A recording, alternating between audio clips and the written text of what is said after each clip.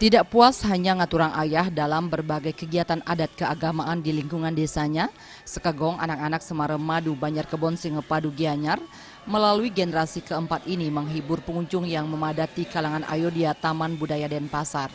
Berbagai alat musik dimainkan siswa SD hingga SMP ini yang membawakan tabuh telu lelambatan, guna widya, tari pendet, tari kebiar trompong, dan tari margapati.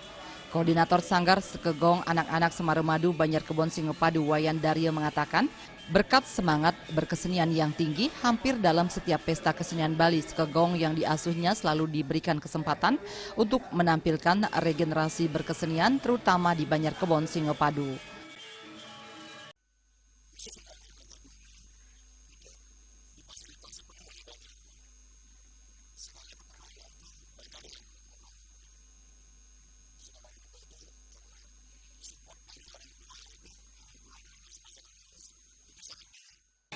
Sekegong anak-anak Semarang Madu Banjarkebon Singepadu juga mementaskan tabuh kreasi Sri Kesari, tari kreasi Timun Mas, serta tari dan tabuh kreasi Satria Wirang. Suteja, Bali TV.